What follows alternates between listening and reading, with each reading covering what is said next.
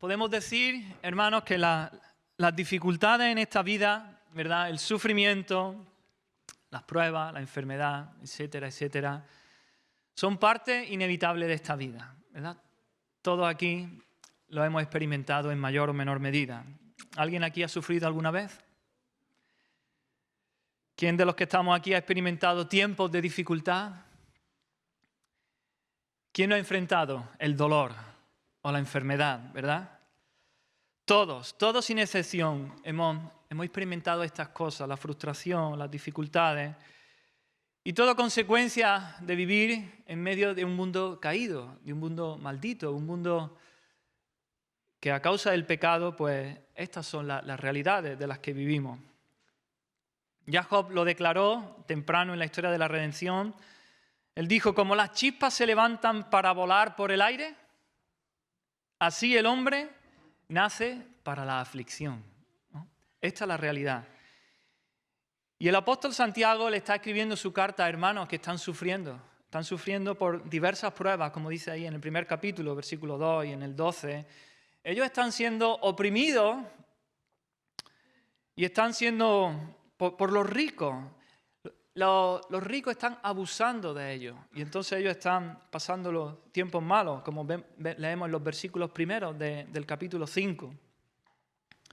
Y entonces, a partir del versículo 7, Santiago les da una serie de amonestaciones para que los ayuden a sobrellevar esa prueba, para poder en los tiempos difíciles poder agarrarse al Señor y poder pasar esos tiempos. Les da mandamientos sobre cómo enfrentar las dificultades. Los exhorta a tener la actitud correcta en medio de la opresión.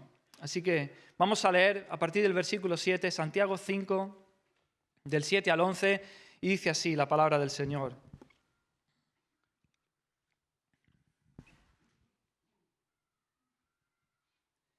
Dice, el 7. Por tanto, hermanos, tened paciencia hasta la venida del Señor. Mirad cómo el labrador espera el precioso fruto de la tierra, aguardando con paciencia hasta que reciba la lluvia temprana y la tardía. Tened también vosotros paciencia y afirmad vuestros corazones, porque la venida del Señor se acerca. Hermanos, no os quejéis unos contra otros, para que no seáis condenados. He aquí el juez está delante de la puerta. Hermanos míos, tomad como ejemplo de aflicción y de paciencia a los profetas que hablaron en nombre del Señor. He aquí tenemos por bienaventurados a los que sufren. Habéis oído de la paciencia de Job y habéis visto el fin del Señor, que el Señor es muy misericordioso y compasivo. Hasta ahí vamos a orar. Gracias, Dios mío, por tu palabra. Gracias por el gozo, la esperanza, el consuelo que podemos encontrar en ella. Gracias, Espíritu Santo, porque tú nos hablas a través de ella. Y eso es lo que queremos en esta mañana, que tú nos hables, Señor. Tú conoces nuestro corazón, tú conoces las circunstancias en las que cada uno de nosotros vivimos.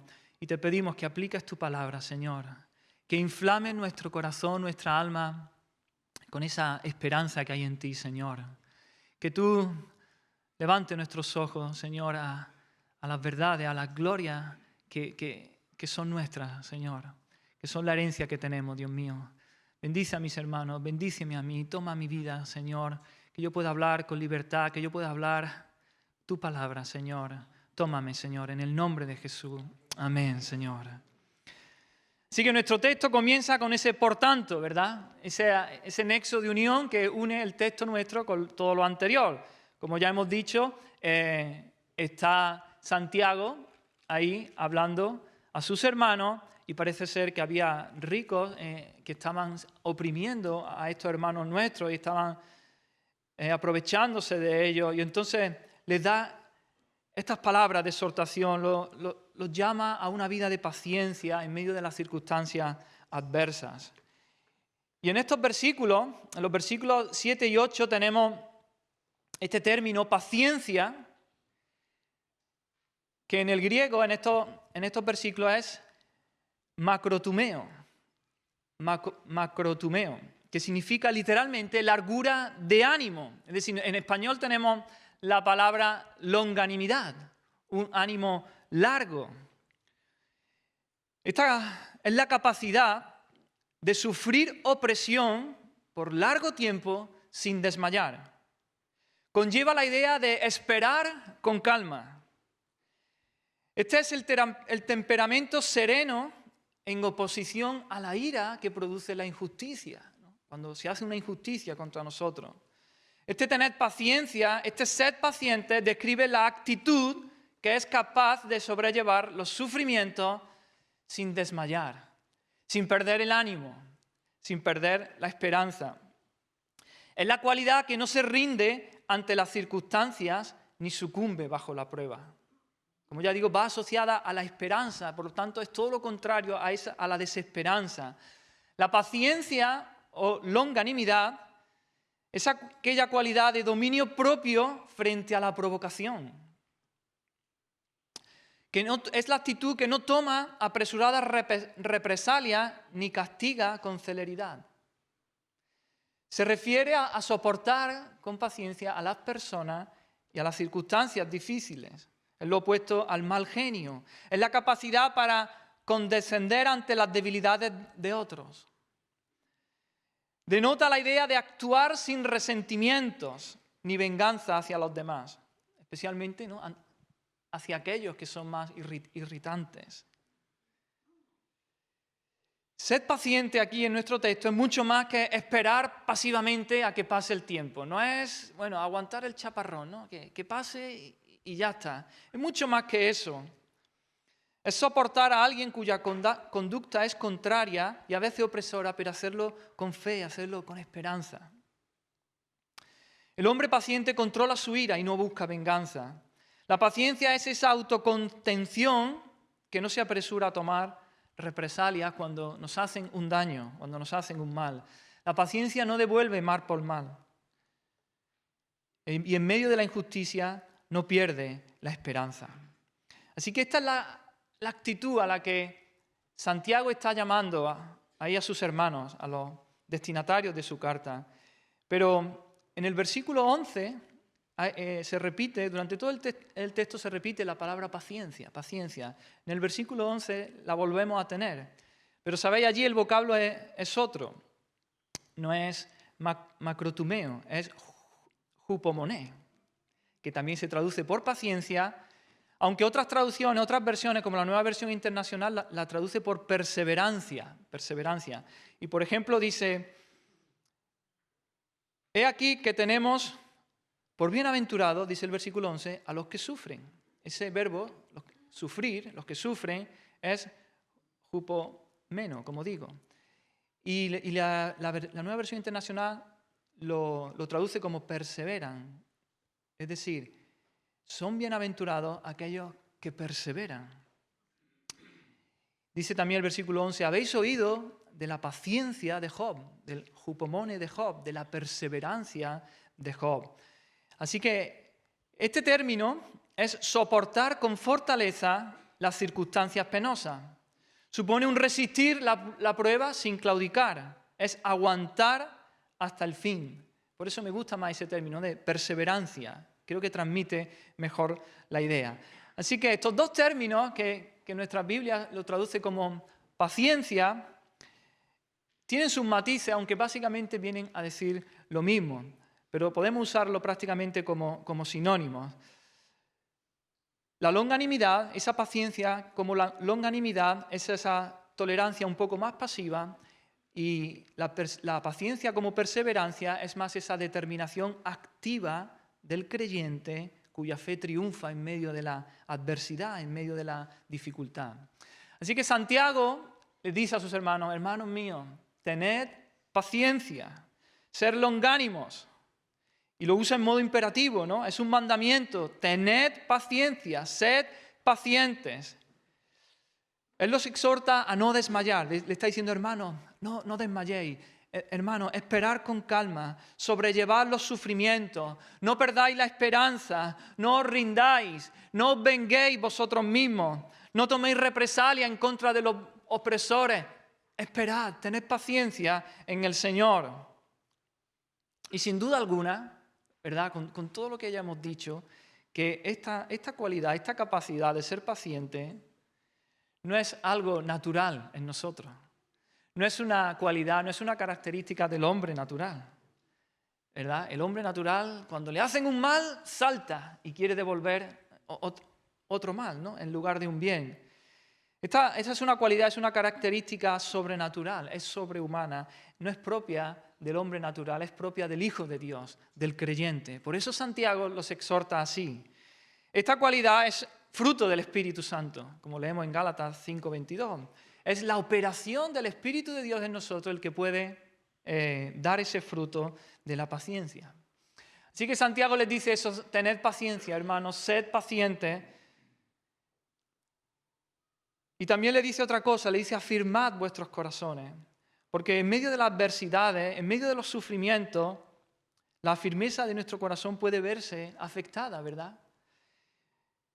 En nuestro corazón se puede llenar de inquietud, de dudas, de temores, de desazón, de preguntas sin respuesta. Podemos llegar a cuestionar el amor de Dios. ¿Será de verdad que Dios me ama?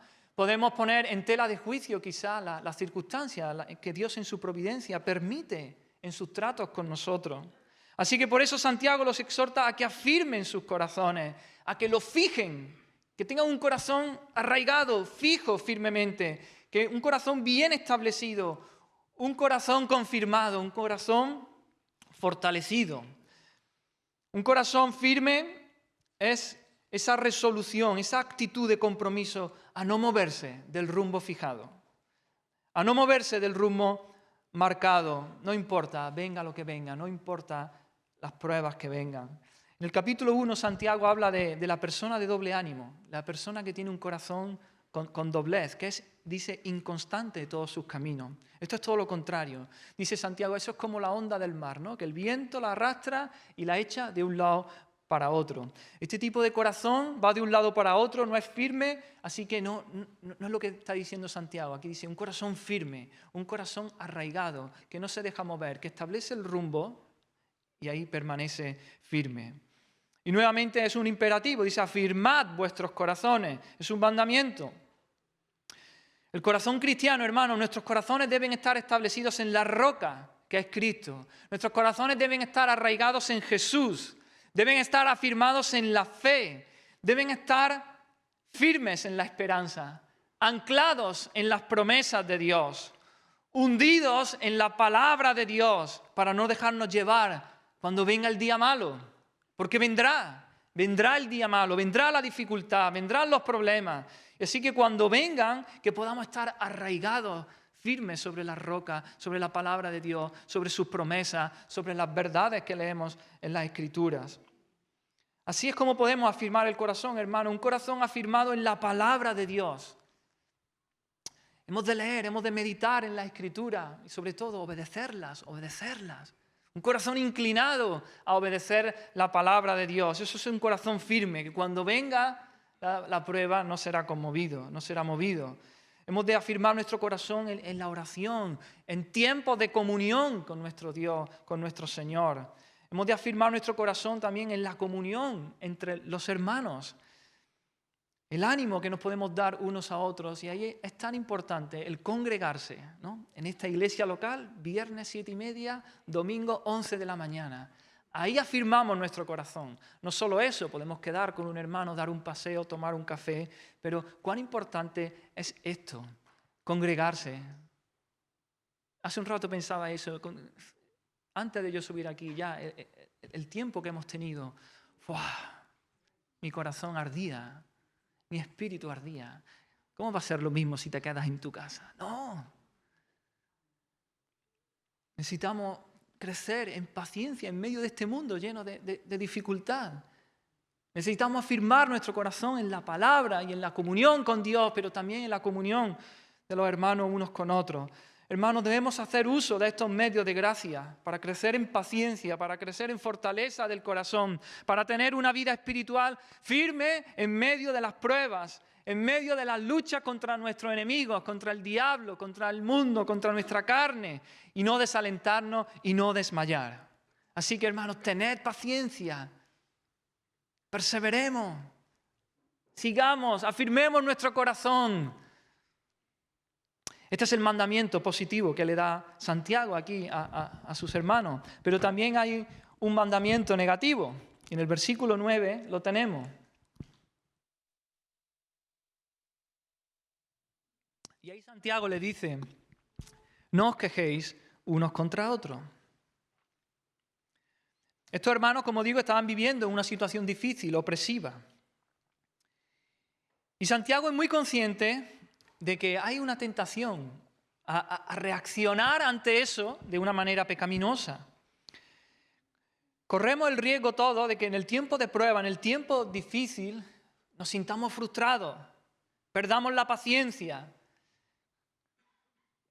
con las personas que tenemos alrededor nuestra, con las circunstancias, e incluso podemos hasta perder la paciencia con Dios mismo.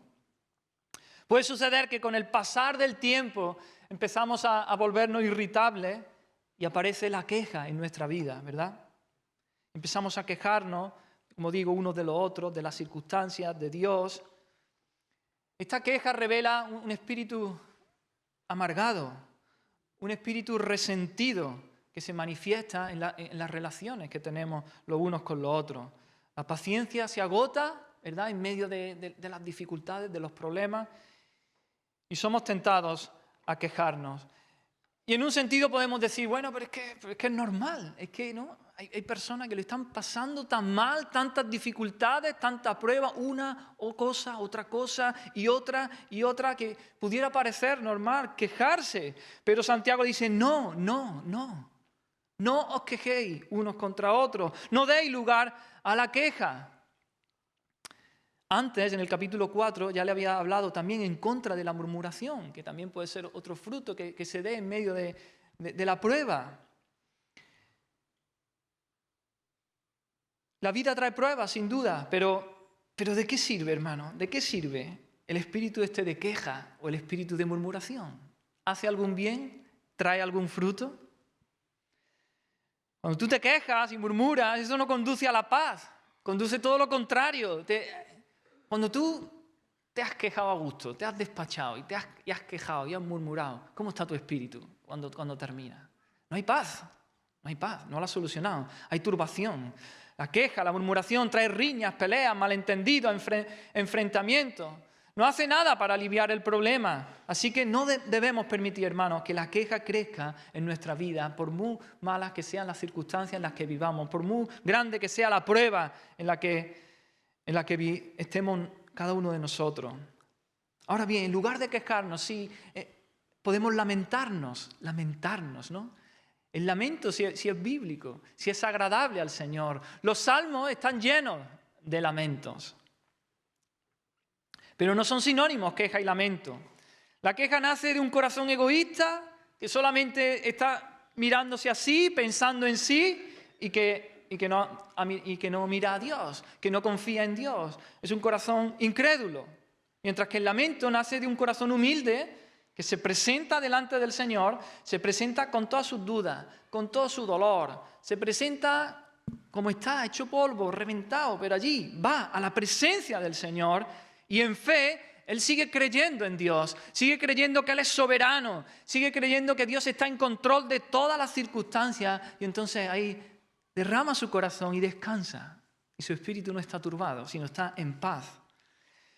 El lamento es, en lugar de explotar en queja y murmuración, lo que debemos hacer es lamentarnos, es sentir dolor por la maldad de la injusticia, porque es consecuencia del pecado. El lamento lo que hace es llorar el pecado, porque toda enfermedad, todo problema, toda prueba, toda dificultad que experimentamos en esta vida es consecuencia del pecado. Así que el lamento llora por la maldad del pecado, por la injusticia, por la opresión.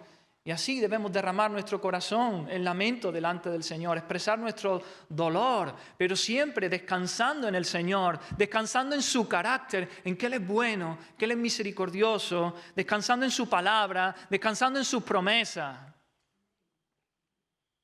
Y Santiago les da otro motivo muy sencillo para no quejarse, pero muy poderoso, muy potente. Y él dice ahí, versículo 9, dice, para que no seamos condenados, porque el juez está a la puerta. Es decir, pronto estaremos ante el trono de Dios, ante Cristo, que es el juez de toda la tierra. Y allí tendremos que rendir cuentas. Y Él es justo y Él es recto, así que hará justicia a todos. Los que no conocen al Señor, los que no le hayan rendido sus vidas, enfrentarán el juicio final y la sentencia de condenación al castigo eterno. Pero los creyentes también seremos juzgados. Todos compareceremos ante el tribunal de Cristo para que cada uno reciba lo que haya hecho mientras estaba en el cuerpo. Ahora bien, el creyente no será juzgado por sus pecados. Ese juicio ya se llevó a cabo en la cruz del Calvario. Cristo cargó con nuestros pecados y Él pagó. Así que no será un juicio o para condenación o para salvación. Pero sí, nuestras obras serán juzgadas con miras a la recompensa eterna. El Señor nos dará corona. El Señor dará recompensas a cada uno en función de cómo haya vivido y cómo haya servido al Señor. Así que amamos a nuestro Señor y no deseamos perder nuestro galardón, ¿verdad? No deseamos perder nuestra recompensa. Queremos escuchar el elogio del Señor de bien, buen siervo y fiel. Así que este es otro motivo, hermano, para no quejarse. El Señor nos ve, el Señor escucha la queja y no es agradable a Él. Así que, hermano, ¿cómo vamos de paciencia, hermano? En medio de las pruebas, en medio de las dificultades. ¿Cómo está tu paciencia? ¿Has perdido la esperanza ya en medio de la prueba? ¿Has bajado los brazos? ¿Has tirado la toalla? ¿Estás enfrascado? ¿Te has quedado ahí anclado en el daño que te hicieron? ¿En el mal que te hicieron? ¿Estás con deseos de venganza? ¿Con deseos de devolver mal con mal? ¿El mal con mal? ¿Hay rencor en tu vida? ¿Hay resentimiento con algunas personas? Vayamos al Señor, ¿no? Derramemos nuestra alma, nuestro corazón ante el Señor. Lamentemos el pecado, lamentemos la maldad, pero llenémonos allí de esperanza. De esperanza. Hay promesa de parte del Señor. Y con respecto a la queja, ¿cómo vamos? ¿Te encuentras en ocasiones quejándote de otras personas? ¿Te quejas de las circunstancias? ¿Indirectamente te quejas de Dios? Finalmente nos quejamos contra Dios. ¿Te has vuelto excesivamente irritable, ¿no? A la mínima salta. Tienes ese espíritu irritable que con poca cosa ya salta. Tienes un espíritu amargado que ha perdido la alegría de la esperanza cristiana. Has perdido el gozo de la salvación. Eso, estás resentido con algunas personas. Tengamos paciencia, hermano. Tened paciencia, sed pacientes. Tengamos esa largura de ánimo. Deja que el Espíritu Santo te examine. Ponte en la presencia del Señor a corazón abierto y dime, Señor, muéstrame. Hay en mi queja. He perdido la esperanza. He perdido el gozo de la salvación. Y si el Espíritu Santo te muestra algo, arrepiéntete. Arrepiéntete de eso que el Espíritu te esté mostrando. Y afirma tu corazón nuevamente en Cristo. Echa tu ancla en la palabra de Dios. Echa tu ancla en las promesas, en la esperanza que tenemos, en la herencia que tenemos. Y busca la llenura del Espíritu Santo. Déjate llenar por Él para que el fruto de la paciencia, ¿no?, comience a crecer, a brotar en ti y a dar ese fruto. Amén. Entonces hemos visto el mandamiento positivo de Santiago: tened paciencia, hermanos, sed pacientes. El negativo que dice: no os quejéis los unos con los otros. Pero cuando uno está en medio de las pruebas, en medio de las dificultades, muchas veces pareciera que uno está solo, ¿verdad?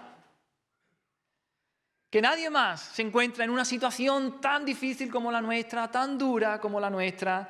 Y Santiago le da ahí unos ejemplos, le da 3 ejemplos para animarlos en ese camino de la paciencia. Un ejemplo o una ilustración más bien tomada de la naturaleza, de la vida cotidiana, la del labrador, y luego 2 ejemplos más sacados de la Escritura, ¿no? Dice los profetas del Antiguo Testamento y Job. Así que Santiago les dice: mirad al labrador, miradlo. Nuevamente un mandamiento, prestad atención, mirad. Él espera la cosecha con ansia, pero debe esperar. Debe ser paciente. El cultivo no sale de la noche a la mañana, ¿verdad? Pasa un largo tiempo, semanas y meses, desde que el labrador siembra la semilla hasta que recoge la cosecha y debe esperar con paciencia. Y en esa espera hay poco que el labrador pueda hacer. Hay poco que puede hacer, prácticamente nada. ¿Qué puede hacer el labrador para hacer que la semilla germine? Nada. El labrador la echa en el campo y no puede hacer nada para que germine. Está fuera de su control. Depende de Dios, depende de su providencia, depende de que caigan las lluvias adecuadas, que haya la temperatura adecuada, la humedad del sol, etcétera, etcétera. Demasiada lluvia puede hacer que pudra la semilla y que se malogre la cosecha. Demasiado sol puede hacer que se queme y que también se malogre. Una helada temprana, cuando la semilla está tierna, puede hacer que se queme también y se eche a perder toda la cosecha. Así que, ¿cuán paciente debe ser el labrador? Debe esperar y debe confiar.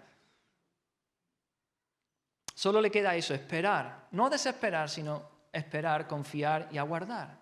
Y una de las cosas que necesita el cultivo, como dice ahí, dice las lluvias tempranas y las tardías. A esto se está refiriendo a las lluvias de otoño y las lluvias de primavera, ¿no? Las tempranas son las de otoño. Esas primeras lluvias que caen ablandan el terreno, el labrador puede ararlo y luego sembrar la semilla, y esas primeras lluvias pues le dan esa humedad a la semilla para que comience a germinar y comience a crecer. Y luego las lluvias tardías son aquellas de primavera que caían en abril o mayo, y cuando ya la planta está crecida, el grano está en la planta y ayudaban a que ya madurase, a que el grano ya se pudiera gordito, ¿verdad? Y fuera una cosecha abundante. Así que es necesario esa lluvia, pero no dependen del labrador, tiene que esperar. ¿Y por qué el labrador está dispuesto a esperar tanto? La respuesta es porque merece la pena, porque la cosecha, al final, la cosecha es abundante. Lo que anima al labrador a esperar es ese precioso fruto de la tierra, como dice ahí Santiago, el precioso fruto de la tierra. Esa es la recompensa a toda su espera, a todo su esfuerzo, el precioso y valioso fruto que es la cosecha, porque de esa cosecha depende la vida del labrador y la vida de toda su familia. Así que, hermanos, nosotros, al igual que el labrador, espera pacientemente por esos medios necesarios de los que él no tiene control. Nosotros hemos de esperar igualmente, hermanos, los medios de la gracia divina que son necesarios para enfrentar las pruebas, para enfrentar las dificultades y así hacer la voluntad de Dios y dar fruto. Pero esperemos que el Señor nos fortalezca, esperemos esos medios de gracia, esperemos en la gracia de Dios, que Él nos va a dar, Él nos va a capacitar, Él nos va a dar de su Espíritu Santo en medio de la prueba. Esperemos, con fe, esperemos, busquemos al Señor y Él nos va a dar, claro que sí, Él lo ha prometido, Él nos va a dar de esa gracia necesaria para soportar, para pasar la prueba, para pasar la dificultad, la enfermedad, los tiempos difíciles. Seamos pacientes, hermanos. Dios está haciendo algo en nosotros, en medio de la prueba. Dios está ahí haciendo que la planta crezca.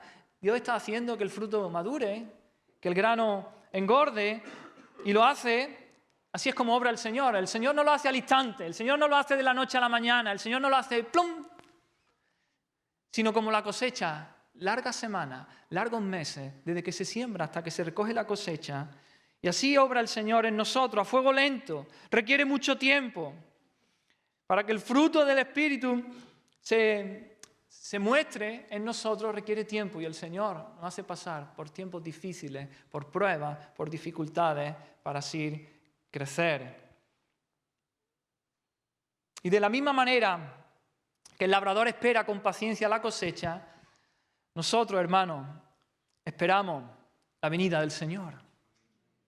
Esa será la cosecha ya, la gorda. La venida del Señor, que vendrá, seguro que vendrá. Él lo ha prometido, Él es Dios fiel. Él lo ha prometido y Él vendrá. Así como Dios le prometió a Noé, mientras la tierra permanezca, le dijo Dios a Noé, no cesarán la sementera y la siega. De la misma manera, Dios ha prometido que volverá y lo hará. El Señor regresará y todo se acabará, toda prueba, toda dificultad, no más presencia del pecado. Pero mientras tanto, como antes decía, el labrador poco puede hacer, prácticamente nada. Pero hay cosas que sí puede hacer el labrador. El labrador puede seguir removiendo la tierra para que se oxigene. El labrador debe quitar también las malas hierbas que crecen. Así nosotros, en medio de la prueba, hermano, en medio de la dificultad, mientras esperamos la venida del Señor, no nos podemos cruzar de brazos tampoco, ¿no? Hay cosas que podemos hacer. Santiago no les dice ahí a sus lectores, bueno, hermanos, poneros vestidos blancos, subir a una montaña y allí esperar la venida del Señor. No. Hemos de continuar trabajando, hemos de continuar amando a Dios, sirviendo a Dios, amando al prójimo, sirviendo al prójimo. Hemos de continuar obedeciendo la palabra del Señor. Hemos de continuar anunciando el mensaje del Evangelio, porque bienaventurado es el siervo al cual su Señor, cuando venga, le halle haciendo así. Amén. Y hay un segundo ejemplo, el de los profetas del Antiguo Testamento. Y Santiago usa este ejemplo para animar a sus hermanos, para exhortarlos, para que corran con paciencia la carrera que tienen por delante en medio de la aflicción. Y le dice, mira, los profetas experimentaron padecimiento, mucho padecimiento, y a causa de la justicia, a causa de la verdad que ellos vivían y predicaban. Ellos hacían bien, vivían la verdad, la justicia, la predicaban, sin embargo, recibían mal a cambio. Tenemos a Moisés, que tuvo que tolerar a los israelitas rebeldes y duros de servir, que salieron de Egipto. Tenemos a David, que fue perseguido por Saúl, como un cazador sale por el monte para cazar, como en algún salmo dice. Tenemos a Elías, que sufrió la hostilidad del malvado rey Acab y de su esposa Jezabel. Tenemos a Jeremías, que soportó oposición durante todo su ministerio. Y esto le trajo tal tristeza que se le conoce como el profeta llorón, ¿verdad? Ezequiel sufrió la muerte de su esposa durante su ministerio. Daniel fue arrancado en su adolescencia de su pueblo y fue lanzado al foso de los leones por permanecer fiel al Señor. Oseas sufrió un desgarrador matrimonio. Recordad, le dijo Dios, ve y cásate con una mujer de fornicación. Amós se enfrentó a las mentiras y al escarnio, y Juan el Bautista, el último de los profetas, fue encarcelado y decapitado por dar testimonio de la verdad de Dios. En Hebreos 11 tenemos esa lista de los héroes de la fe, una multitud de profetas, algunos de los que ya hemos dicho, pero ahí tenemos otros de los que no se conocen sus nombres. Profetas anónimos, no tan conocidos, pero sin embargo que fueron fieles al Señor. Pero a pesar de su fidelidad, padecieron mucho, aflicciones, incluso la propia vida, incluso perdieron la vida por su fe. El mundo no los consideraba dignos de ellos, pero realmente el mundo es el que no era digno de esas personas. Hermanos, si sufrimos con paciencia, si sufrimos por causa de Dios y de su Evangelio, estamos andando en santa compañía. La santa compañía de los profetas. Así que, sé paciente, hermano. Afirma tu corazón en estas cosas. No estás solo. Así los santos hombres de Dios han sido perseguidos, han sufrido también, pero han permanecido fieles al Señor. El tercer ejemplo es el de Job, que quizás es el ejemplo más. El otro día hablaba con una persona que no es creyente. Digo, el domingo voy a hablar de la paciencia. Y dice, la del santo Job. Digo, exactamente, quizá el ejemplo más grande de paciencia, el mejor ejemplo de perseverancia en medio del sufrimiento. Perdió toda su riqueza, todas sus posesiones, perdió a todos sus hijos, perdió su salud. Yo creo que ya poco más se podía perder. Bueno, su esposa estaba en contra de él, encima, no tenía un apoyo, no tenía un ánimo. La esposa le dice, maldice a Dios y muérete. Sus amigos, ¿qué de sus amigos? Encima pusieron en tela de juicio su inocencia y le dijeron, piensa que algún pecadillo por ahí tienes que tener. Lo acusaron de ser pecador, lo acusaron de ser un hipócrita y que por eso estaba mereciendo el juicio de Dios. Y Dios también parecía que estaba en contra de él, porque Job clama a Dios, Job le hace preguntas Y el cielo calla. No hay respuesta de parte de Dios, hay silencio. Pero su paciencia es evidente. Es cierto que él se lamentó, ¿verdad? Leemos ahí el libro de Job y él se lamenta delante del Señor y expresa ahí, derrama su corazón. Aún maldijo el día de su nacimiento. Sin embargo, también da testimonio la Escritura que nunca atribuyó a Dios despropósito alguno. Nunca dejó de confiar en Dios, aunque él no entendiese nada de lo que estaba pasando. Aunque él no entendiese el porqué de toda esa terrible circunstancia que él estaba viviendo, él siguió confiando en Dios. Y leemos ahí esa triunfal declaración que él hizo: aunque él me matare, en él esperaré. Es un hombre de fe, un hombre paciente que persevera en medio de la dificultad. Aunque él me matare, en él esperaré. No dejaré de creer en él, no dejaré de confiar en él.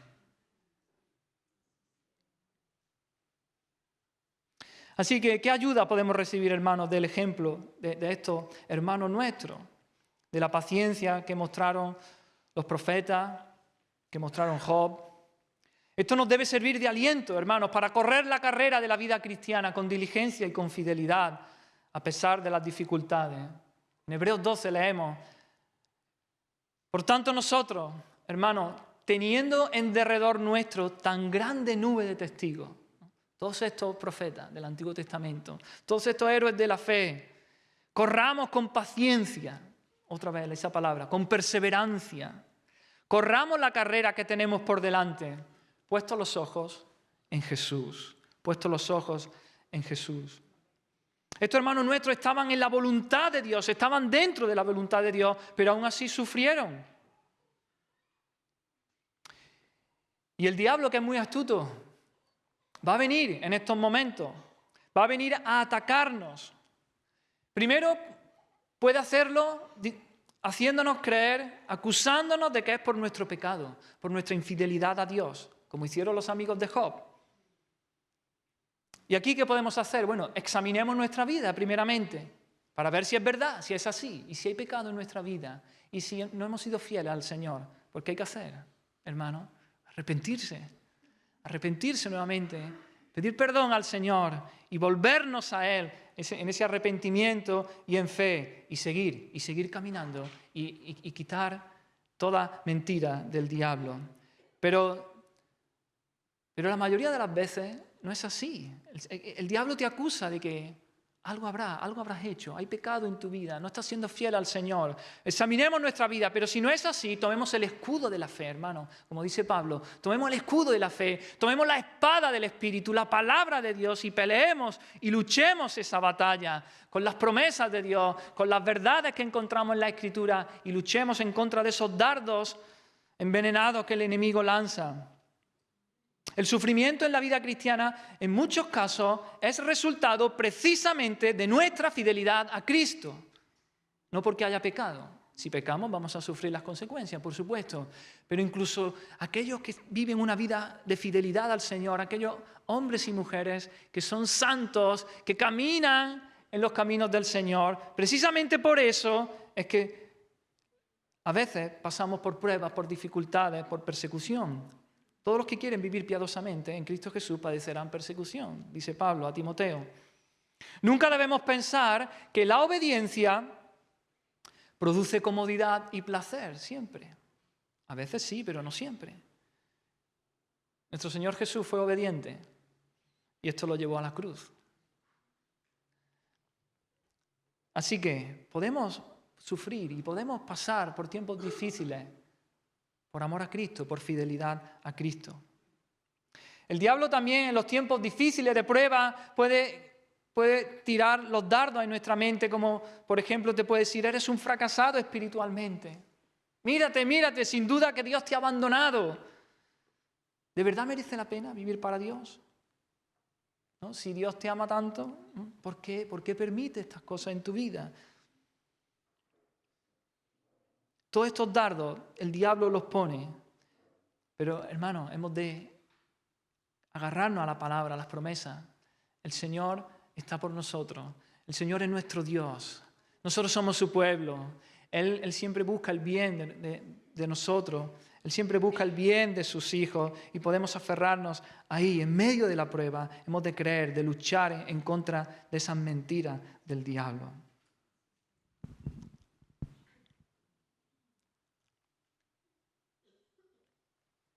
Así que tenemos el mandamiento positivo, hermanos, tened paciencia, sed pacientes, afirmemos nuestro corazón.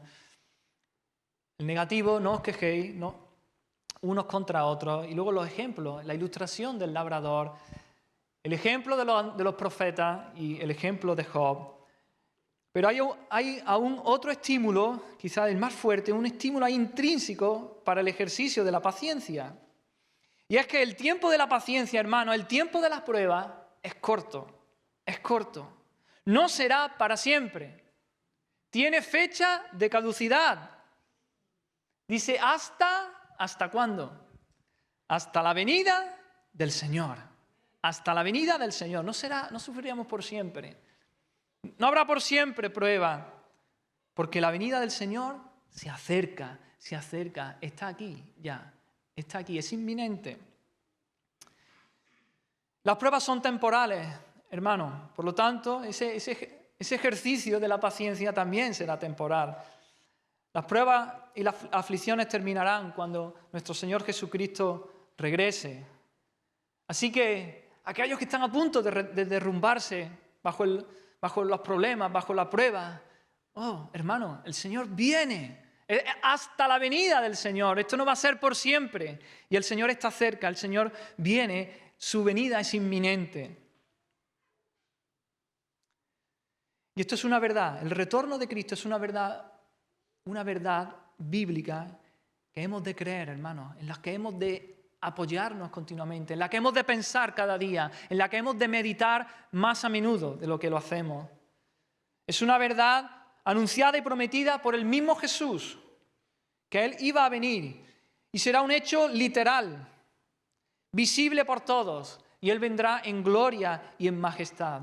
De la misma manera que Él ascendió de la tierra a los cielos, de esa misma manera Él regresará de los cielos a la tierra. Y es un acontecimiento inminente. Queda poco, hermano. El Señor viene. Puede ocurrir de un momento a otro. Como creyentes hemos de esperar esto con anhelo, con expectación. Debemos de meditar más en esto, hemos de pensar más en la venida del Señor para tomar aliento, que nuestro corazón tenga aliento, para que nuestra esperanza se hinche, se llene en medio de las pruebas, en medio de las dificultades, y así poder estar firmes, y así poder perseverar, y así poder practicar la paciencia en medio de las pruebas. ¿Nos causa expectación, hermano, cuando hablamos de estos temas? ¿Te da vidilla hablar de esto? ¡Claro! El Hijo de Dios, cuando habla del regreso de su Señor, se inflama, se enciende. Hay un autor que dice, si el retorno del Señor nos parece que tarda mucho, o si lo relegamos a un futuro tan lejano que no tiene efecto sobre nuestra manera de vivir, está claro que para nosotros ha dejado de ser una esperanza viva, esto del regreso del Señor. Y puede que hayamos dejado rebajar, quizás por el escepticismo, esta verdad de que el Señor volverá con gloria a juzgar a los vivos y a los muertos. O quizás la hayamos cambiado por alguna otra cosa, tal como la transformación gradual de la sociedad humana por los valores cristianos. De modo que ha dejado de ejercer una influencia poderosa sobre nuestras vidas.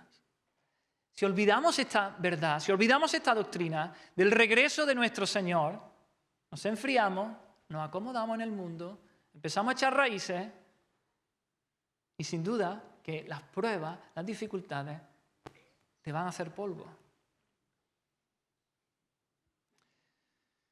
La sociedad, el mundo, el diablo nos quiere acomodar, que todo nos vaya bien.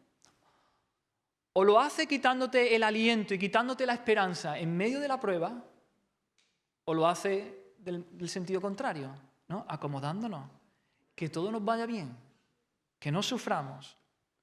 Nos aletarga, hace que perdamos de vista estas verdades de que Cristo viene. Y si estudiamos la historia de la Iglesia, esto está clarísimo, más claro que el agua. Cuanto más perseguida ha sido la iglesia, con más ganas ha esperado el regreso de su Señor, claro, lógico. Con más ansias ha anhelado la venida del Señor Jesucristo. Por el contrario, cuando la iglesia más cómoda ha estado en medio de la sociedad, cuanto más próspera, cuanto menos perseguida, se ha vuelto más indulgente, más mundana, con poco o ningún interés en el Señor, en su regreso.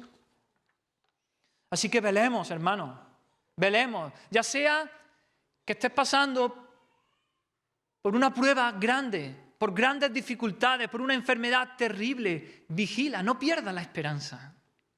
Ten fe, persevera, ten un ánimo largo, confía en el Señor, aférrate a la palabra del Señor, a su promesa, ahí, y llénate de fe en medio de la dificultad que estás viviendo.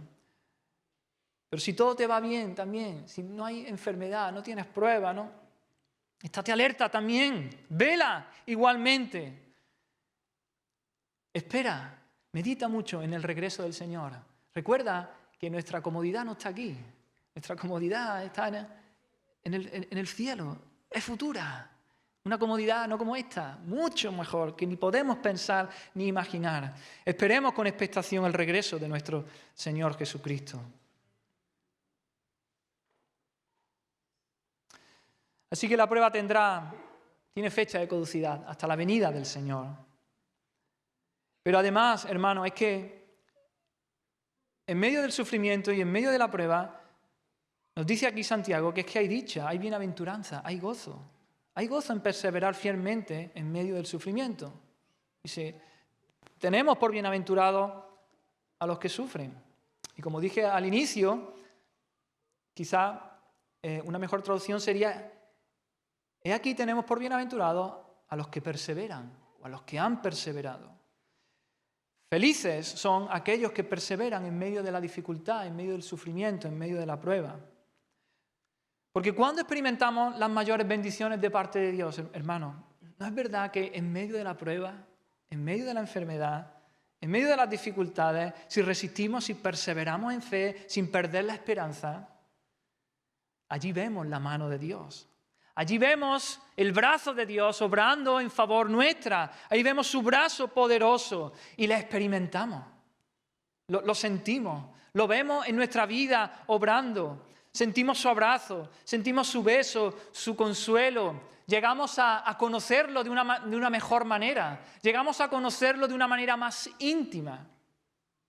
Cuando pasamos por la prueba y lo hacemos eso con fe, con esperanza, agarrados al Señor. Es por eso que somos bienaventurados, lo dice Santiago. Son bienaventurados aquellos que perseveran en el sufrimiento. Son bienaventurados aquellos que pasan la prueba, pero la pasan bien, con fe, con esperanza.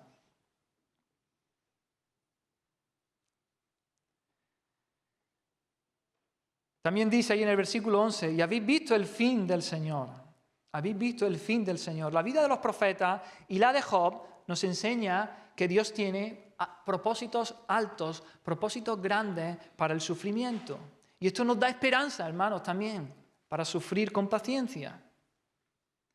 La resistencia o la perseverancia paciente en medio de las pruebas se puede mantener sobre la convicción de que, hermanos, estas no carecen de significado, que tienen sentido, que Dios busca algo por medio de ellas, lo cual conseguirá. El Señor tiene un fin, el Señor tiene una meta, el Señor tiene un propósito. Esa es la idea de esa expresión. Habéis visto el fin del Señor, el telos, el propósito, la meta. Es el resultado final al que el Señor hace que todas las cosas vayan. Él no hace las cosas por hacerlas, Él tiene un plan, un propósito para la prueba, para la dificultad. Y ese propósito es siempre la bendición de su pueblo. Siempre, siempre, siempre es el bien nuestro. Siempre es nuestro gozo y nuestra alegría. Que seamos más como Cristo. Así que cuando entendemos esto, hermanos, que el propósito de Dios es bueno, que Dios tiene un fin, eso también nos anima a sobrellevar la dificultad, a sobrellevar la prueba, porque nos pone en una perspectiva distinta, diferente. No es lo mismo cuando uno sufre sin causa, sin un fin, sin un plan, sin un propósito, que cuando uno sabe que el Señor está obrando, que el Señor lo está permitiendo y que Él tiene un propósito bueno para mí. Hay una ilustración muy buena de Spurgeon que dice, si un hombre viene a mí y me atacara con un cuchillo, yo lo resistiría con todas mis fuerzas. Lucharía y consideraría una tragedia si logra atacarme. Pero si un médico cirujano viene a mí con un cuchillo, claro, con un bisturí, ¿no? Dice, le doy la bienvenida a él y al cuchillo. Que me abra, que me corte incluso más que el atacante del cuchillo, porque sé que su propósito es bueno y es necesario. Así que el Señor nos está moldeando, el Señor nos está haciendo crecer en medio de la prueba, hermanos. Hay un propósito, hay una meta, hay un fin. Que llevemos más gloria a su nombre, que seamos más como Jesucristo.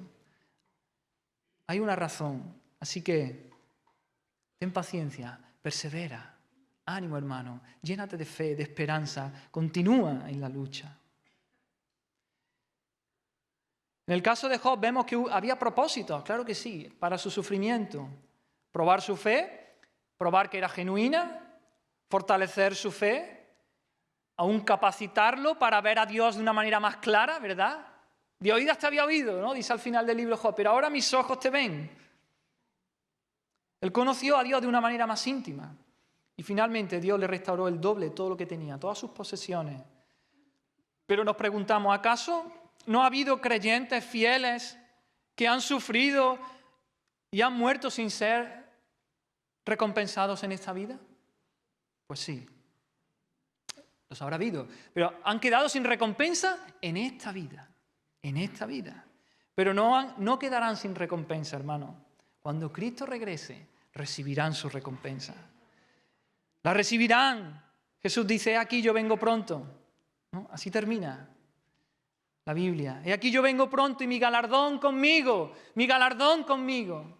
Otro motivo más para perseverar en medio de la prueba, hermano. El Señor viene, su galardón con Él. Dice, para recompensar a cada uno según sea su obra, para recompensar a cada uno. Entonces, si Dios permitió que Satanás, por ejemplo, tomara todo lo que Job poseía, si Dios permitió que los profetas sufriesen y fuesen perseguidos, si Dios permitió que ahí en el tiempo de Santiago los ricos oprimiesen a los pobres, podemos preguntarnos, ¿pero de verdad a Dios le interesa lo que le pase a su pueblo aquí en la tierra? Pues claro. Sí, Dios se preocupa por su pueblo. Y Santiago dice ahí, termina diciendo en el versículo 11, porque el Señor es muy misericordioso y compasivo. Claro que se interesa por su pueblo. El Señor es muy misericordioso y compasivo. Es cierto que pareciera que Dios está lejano, ¿verdad? Cuando sufrimos, cuando enfrentamos problemas, dificultades, parece que Dios está lejano, parece que Dios no escucha, pero sabemos, hemos de acudir a la palabra, a la Escritura, y ahí dice en el Salmo 103 que como el Padre se compadece de los hijos, así se compadece el Señor de los que le temen. El Señor es compasivo, está lleno de misericordia y de compasión. Dios es muy misericordioso y compasivo, hermano, porque solo permite el sufrimiento por una buena razón. Él tiene un propósito, una meta, como ya hemos dicho, y esa es nuestro bien. Dios dice por medio del profeta Jeremías, no me volveré atrás de hacerles bien. Ese es el propósito del Señor. Ahí, cuando pases por la dificultad, repítete esto. El Señor no se vuelve atrás de hacerme bien. No se vuelve atrás sigue diciendo, y me alegraré con ellos haciéndole bien. Me alegraré con ellos haciéndole bien. Hermanos, Dios es muy misericordioso y compasivo porque restringe las pruebas. A nosotros nos pareciera que no, que ya no se puede más, Señor, ya es que... Pero no, el Señor restringe las pruebas. Dice la palabra que fiel es Dios, que no nos dejará ser tentados más de lo que podáis resistir. Dios es muy misericordioso y compasivo. Tiene un fin, tiene una meta, tiene un propósito y no nos va a dejar pasar una prueba que no podamos resistir. Todas las podemos resistir, agarrados de su mano con Él. Dice, sino que dará también juntamente con la tentación la salida para que podáis soportar. Vamos a poder soportar en medio de la prueba, hermano. Dios es muy misericordioso y compasivo porque nos sostiene con su mano invisible a través del sufrimiento. Él nos lleva, nos sostiene con su mano. Dice el Salmo 63, tú has sido mi socorro, Señor, tu diestra me ha sostenido. Y el Salmo 73 dice, yo siempre estuve contigo. Me tomaste de la mano derecha, me has guiado según tu consejo. Y me encanta esa imagen. Imagina, Dios te toma de la mano derecha y te dice, vamos, en medio de la prueba, en medio de la enfermedad, hermano, el Señor, agárrate de su mano, el Señor te agarra y no te suelta. Y te dice, yo te llevo, te guío y llegaremos a casa. Dios es muy misericordioso y compasivo porque aún las maquinaciones del diablo o de nuestros enemigos, finalmente Dios las va a usar todo para nuestro bien. Tenemos el ejemplo de Job. Job sufrió porque el diablo, ¿no? Se llegó y le dijo, y bueno, le echó ese pulso a Dios, ¿no? Claro, Job te ama porque lo bendices tanto. Dios usa todo para nuestro bien. Sabemos que a los que aman a Dios, todas las cosas ayudan a bien. Esto es a los que conforme a su propósito son llamados. Todas las cosas, hermanos, todas las cosas ayudan a bien. Todas las cosas. Pero también dice a los que le aman, a los que aman a Dios, a los llamados conforme a su propósito. Conforme a su propósito. Todas las cosas no ayudan a bien a todos, sino a los que aman a Dios y a los llamados conforme a su propósito. Así que piensa en cómo el campesino espera pacientemente una cosecha de maíz. Y hermano, ¿no podremos nosotros esperar pacientemente por esa corona de gloria que el Señor ha prometido para nosotros? Si fuéramos llamados a esperar un poquito más que el labrador, ¿acaso no estamos esperando algo mucho más glorioso, mucho más precioso, mucho más valioso? El Señor viene, su venida está cercana, hermano, y todas las pérdidas, todas las privaciones, todos los sufrimientos que podamos experimentar aquí van a ser recompensados, hermano, van a ser recompensados por nuestro Señor. A nosotros nos parece que el tiempo de nuestro sufrimiento o de nuestra prueba es largo, porque medimos el tiempo según nuestras propias vidas. Pero para el Señor todo el tiempo del mundo es como un instante, es como nada. Unos cuantos años a nosotros nos parecen siglos. Pero la Escritura, que mide todas las cosas por la existencia de Dios, que es eterna, reconoce que miles de años son como unos pocos días solamente. La tribulación en esta vida, hermano, es leve y breve, leve y momentánea. Y la vida con nuestro Señor es eterna. Por los siglos de los siglos, por siempre y jamás. Meditemos en estas cosas, pensemos en estas cosas, en medio de los sufrimientos y de las pruebas que en esta vida tenemos. Y me gustaría terminar con algunas estrofas de un poema muy conocido de William Cowper. Este hombre batalló mucho con la depresión y aún conociendo al Señor. Y él escribió un poema muy, muy famoso que se llama Dios se mueve o Dios obra de manera misteriosa. Y voy a leer algunas estrofas. Dice así, Dios se mueve de una manera misteriosa para realizar sus maravillas. Planta sus huellas en el mar y cabalga sobre la tormenta. Santos temerosos, cobrad nuevo valor. Las nubes que tanto teméis están hinchadas de misericordia y se abrirán con bendiciones sobre vuestras cabezas. No juzguéis al Señor con vuestros débiles sentidos, sino confiad en su gracia. Detrás de la providencia de ceño fruncido, Él esconde un rostro sonriente. Aunque en su providencia, ¿no?, nuestras circunstancias parezcan eso, que Dios no está frunciendo el ceño, pero no, detrás Él está sonriendo. Detrás Él está con su rostro sonriendo y va derramando sus bendiciones sobre nuestras vidas. Amén. Vamos a orar.